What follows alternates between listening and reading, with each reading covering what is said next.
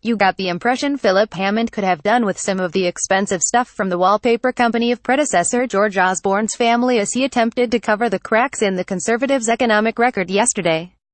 The Chancellor, as he continued the tradition of patriotic economic remarks that has typified the Conservative government since 2010, seemed to signal a preference for a red, white and blue color scheme as he took on the role of painter and decorator.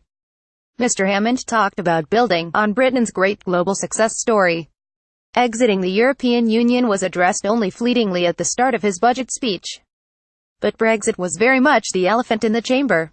And the Chancellor's attempts to paint a rosy economic picture did not blend at all with the latest batch of forecasts from the Office for Budget Responsibility.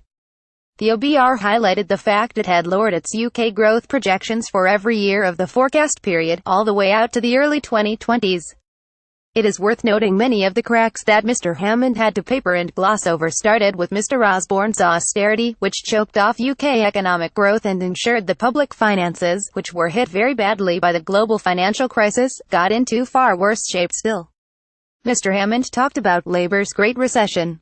However, while much of the UK's current economic malaise can be attributed to the Conservatives, the 200,809 recession was fairly and squarely the result of a global financial crisis that had little, if anything, to do with Labour. The economic impact of public spending cuts and Brexit-related uncertainty was highlighted by the OBR in the context of its forecasts of slowing growth. This is a tale of continuing woe, with the latest growth downgrades fairly dramatic even for these turbulent times.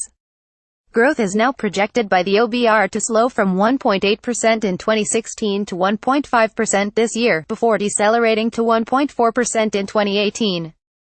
It is then projected to slow even further, to 1.3% in 2019. Growth is forecast to be just 1.3% again in 2020, before picking up only modestly to 1.5% in 2021 and 1.6% the following year. The 2017 growth forecast was 2% at the time of the March budget. The 2018 expansion projection was 1.6% in March, having been cut from 1.7% at that stage. The growth prediction for 2019 was reduced from 2.1% to 1.7% in March, so has now been cut sharply twice in little more than 8 months. And the 2020 expansion forecast was cut at the time of the spring budget from 2.1% to 1.9%. In March 2021, growth was forecast at 2%. In a speech in August 2013, Bank of England Governor Mark Carney noted the UK's historical average annual rate of growth was about 2.75%. The UK economy has been way adrift of this annual expansion rate in all but 1 year since the Conservatives came to power in 2010. The UK economy grew by 1.7% in 2010, and by 1.5% in each of the following 2 years. It then expanded by 2.1% in 2013.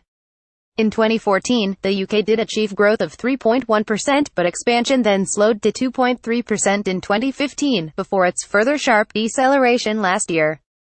And, as the impact of last year's Brexit vote has hit home with sterling weakness fueling inflation and sending real pay falling again, UK growth has slowed sharply this year. In the 3 months to September, gross domestic product grew by just 0.4%, having increased by an even weaker 0.3% in each of the opening 2 quarters of this year.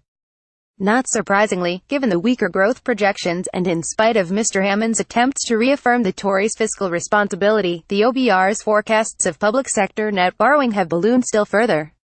The Chancellor seemed keen to highlight the fact the new forecast for net borrowing in the current fiscal year was down by £8.4 billion from what the OBR projected at the time of the March budget, at £49.9 billion. However, he did not break his stride to dwell on huge like-for-like increases in the forecasts of net borrowing over the 201,920 to 202,122 fiscal years.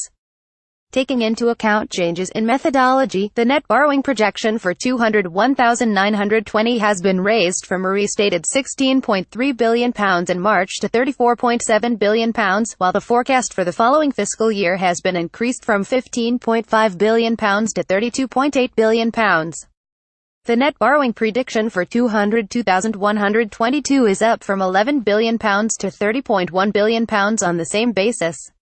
And the OBR project's net borrowing will be a still very sizable £25.6 billion in 202,223. The public sector net borrowing projection for 201,819 is up from a restated £35.5 billion in March to £39.5 billion. On this like-for-like basis, the fall in the 201,718 borrowing forecast cited by Mr. Hammond would be £5.6 billion. It was hardly surprising to see Mr. Hammond focus on trying to push technological advancement in the UK economy, given the latest growth forecast downgrades had much to do with consistently disappointing productivity. The OBR noted yesterday that it had, on average, revised trend productivity growth down by 0.7 percentage points a year, as the remarkable period of post-crisis weakness extends. The independent forecasting body, set up by Mr. Osborne, observed the Office for National Statistics' estimated output per hour was currently 21% below an extrapolation of its pre-crisis trend. It added, by the beginning of 2023 we expect this to have risen to 27%. The crux of the matter is that, in spite of the Conservatives' bullish talk, the UK economic outlook remains miserable, and particularly so now with Brexit looming over everything. The International Monetary Fund last week contrasted the UK's weaker growth outlook with a stronger picture in the Eurozone. And the big problem with just papering over cracks is they tend to reappear fairly quickly, premium wallpaper or not. In this case, given the UK's foundations are being rocked by the economic folly of Brexit, the cracks look almost certain to get much bigger.